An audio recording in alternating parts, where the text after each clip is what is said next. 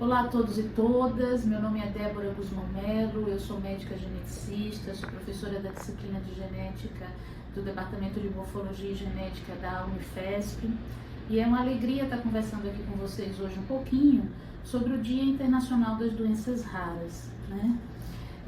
O Dia Internacional das Doenças Raras é tradicionalmente comemorado no dia 29 de fevereiro, porque esse também é um dia raro, mas quando o ano não é bissexto, a gente habitualmente antecipa essa data para 28 de fevereiro.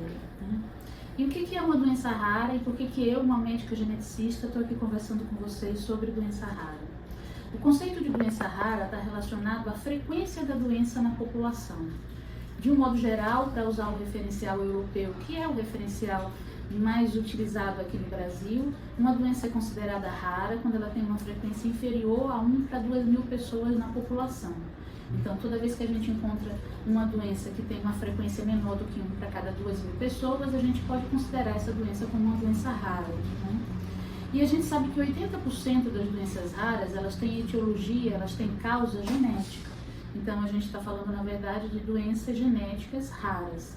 É claro que a intersecção entre doença genética e doença rara não é absoluta, porque a gente tem uma parte das doenças genéticas que são comuns, por exemplo, a doença falciforme é uma doença genética comum, né? E a gente tem uma frequência aí de mais ou menos 20% de doenças raras que não são genéticas, que têm outras causas, outras etiologias, notadamente a etiologia imunológica, né? Mas na prática, a maior parte das doenças genéticas são raras e a maior parte das doenças raras são genéticas. É interessante a gente observar que quando a gente está falando assim de doença rara, na verdade existem mais ou menos 7 a 8 mil doenças genéticas raras diferentes.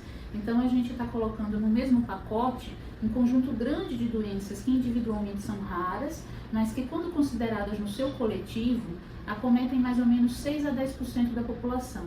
Então, não é uma frequência de acometimento desprezível do ponto de vista populacional, né?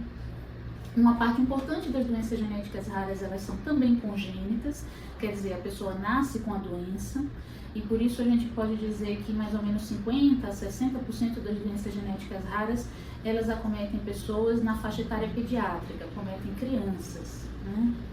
Hoje em dia, graças aos avanços principalmente da genética, da terapia de reposição enzimática, dos progressos de edição gênica, a gente reconhece mais ou menos 10% das doenças genéticas raras com um tratamento específico. E isso reforça a importância da gente estar atento ao diagnóstico desses indivíduos que têm doenças genéticas raras.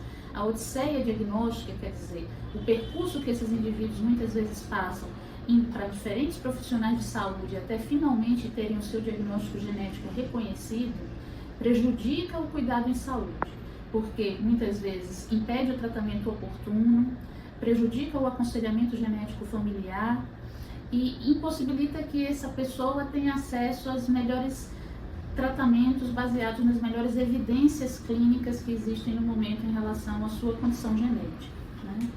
Então, de um modo geral, todos os médicos geneticistas e nós aqui na disciplina de genética da Unifesp e também a Sociedade Brasileira de Genética Médica têm feito um esforço muito grande no sentido de conscientizar a população geral em relação à existência de doenças genéticas raras e a importância da gente considerar esse diagnóstico junto aos nossos pacientes.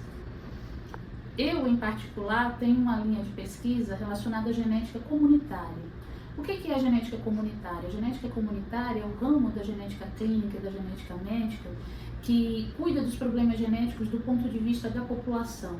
Então, quando a gente pensa em genética comunitária, nos interessa estudar a epidemiologia de condições genéticas de defeitos congênitos, nos interessa estudar as implicações do ponto de vista de saúde pública das ações na área da genética médica. Então, por exemplo, estudar questões relacionadas ao teste do pezinho, à triagem neonatal, estudar condições relacionadas a aconselhamento genético familiar, prevenção de doenças genéticas, prevenção de deficiência intelectual, prevenção de defeitos congênitos, educação de profissionais da saúde, notadamente de profissionais que atuam na atenção primária à saúde em relação às doenças genéticas, para favorecer o diagnóstico precoce desses pacientes, educação dos profissionais de saúde no sentido de conseguirem fazer um segmento longitudinal mais adequado dos indivíduos que têm doenças genéticas e especialmente doenças genéticas raras. e aspectos sociais e éticos relacionados ao processo do aconselhamento genético. Isso também está no escopo do estudo do que a gente chama hoje, do que a gente circunscreve hoje como genética comunitária, né? Então eu convido vocês a ficarem atentos a todo o material que é produzido pelo Programa de Pós-Graduação em Biologia Estrutural e Funcional da Unifesp, acompanhar o programa nas redes sociais e se lembrar que as doenças genéticas raras existem, né? E que, embora individualmente essas doenças sejam raras, no seu coletivo elas não são tão raras assim e elas merecem atenção tanto do ponto de vista de pesquisa quanto do ponto de vista de assistência clínica a esses pacientes. Muito obrigada.